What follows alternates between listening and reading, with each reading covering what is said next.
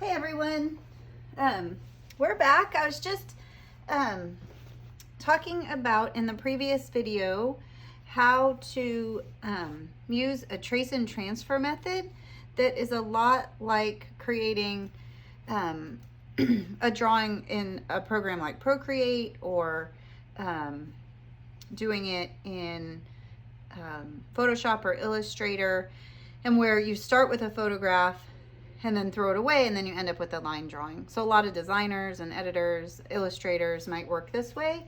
And while in a drawing one class, that could be considered cheating, we're still just gonna practice it because it's still another method. And while we used this tracing method to get the proportions, we're still having to fight through figuring out how to do the marks and the value. So it's kind of like a really fancy coloring book. So I had the source image.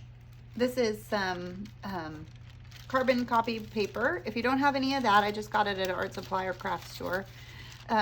You can coat the back of this with vine charcoal and then trace, and then the vine charcoal releases. So this is like a little carbon that lets go. That's in the previous video. And then I had stopped the video a little bit ago saying I was going to build the darks and do another layer. And I did, but the video failed. So we're going to pick back up, and it's gotten a little darker since you last looked at it. But I'm going to kind of try to finish it off. So I have a 9B graphite. I'm going to lay this here so I don't smudge it. And I kind of want this to be a little darker and maybe to have a little more complexity to it. I'm pushing pretty hard. So kind of looking to see. I had some highlights there, so I'm going to be careful. I'm going to switch to a 2B. I'm going to sharpen it really quickly.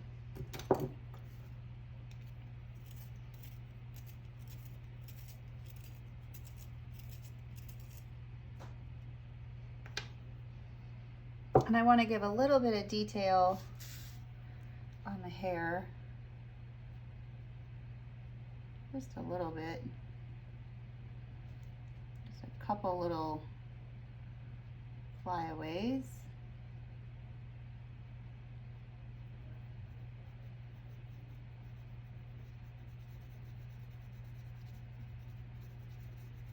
Still try to darken a couple areas. I had said in one of the other videos I think didn't make it, that often you have to do a drawing and you have to do it again. Just layer over layer over layer, kind of building and making it come to life. I am being careful, even though I'm pushing a little harder, I don't want to squish the tooth of the paper. So I'm trying not to overwork it. Still leaving some of that there.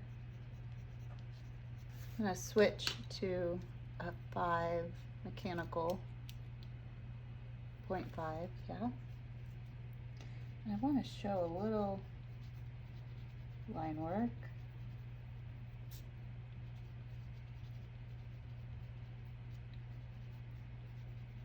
Because I've decided not to make it super blended, I'm going to try and show a little bit of the graphite mark. And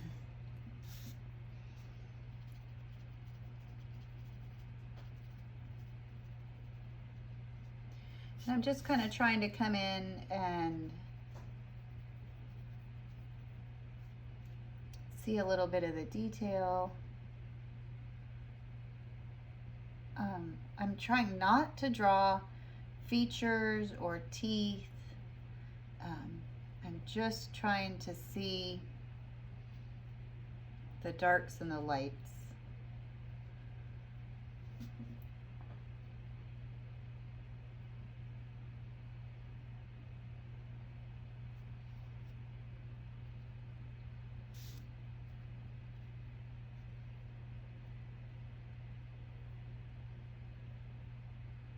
Trying to make it a little detail here and there, but not too much. as our mind kind of fills in the blanks. I want to go darker over here.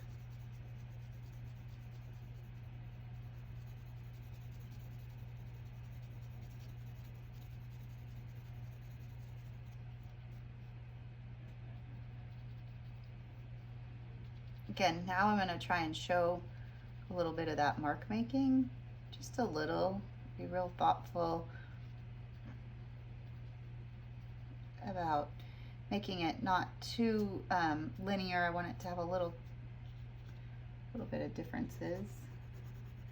I talked about in the other video, you know, trying to really jump around in the drawing. Don't stay in one place for too long.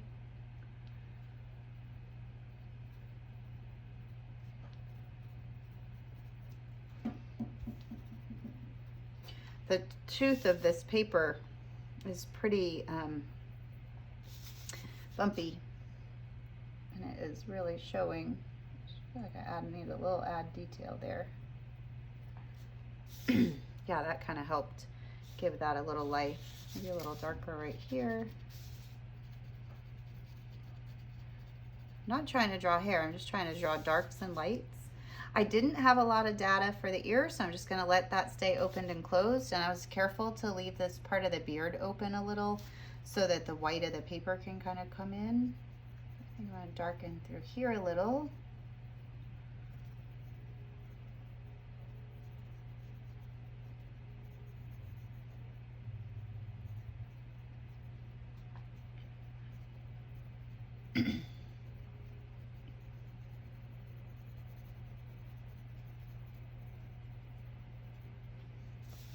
I was thinking earlier when I walked away, I took a little break, and I felt like this whole dark area needed to come up a little more.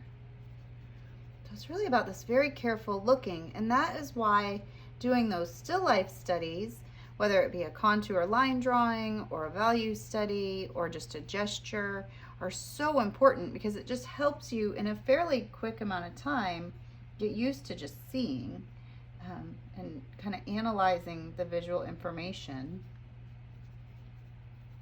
And even when you're working from in this method, which is kind of like a glorified coloring book, you get better at seeing it. Okay, so I think I'm going to take this off now, because it's dark enough that I don't even know if I were to go back and check and draw anything in, if I would even be able to see it. So I'm going to remove this.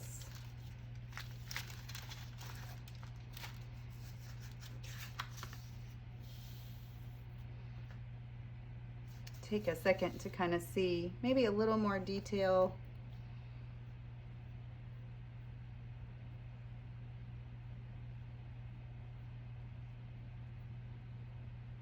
There. I feel like it needs a little something here.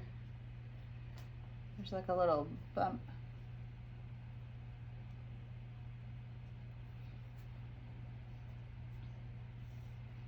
I think he's missing birthmark.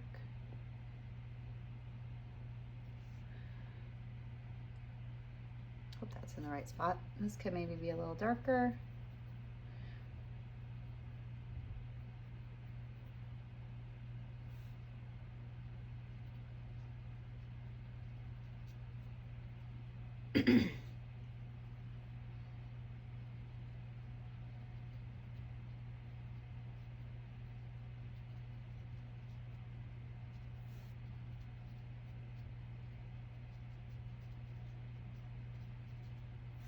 Maybe a little darker mustache, so it's like very slow,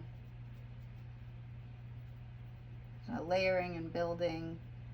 I think I'm close, so maybe what I'll do is walk away from it for a little while, give it another little break. Oops, should have stopped while I was ahead.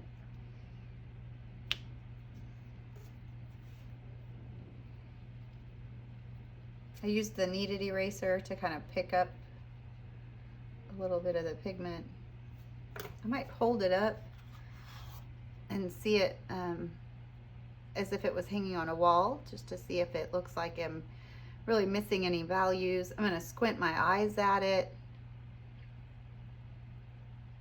See if there's something I can shift. Something doesn't seem right here. But I think I'm going to walk away and I'll come back and I'll look at it after a little while and see if there's anything I can shift. That little dip down kind of helped though. Okay. I can't wait to see your portrait. I'll post a picture of this when it's done. Okay, thanks everyone.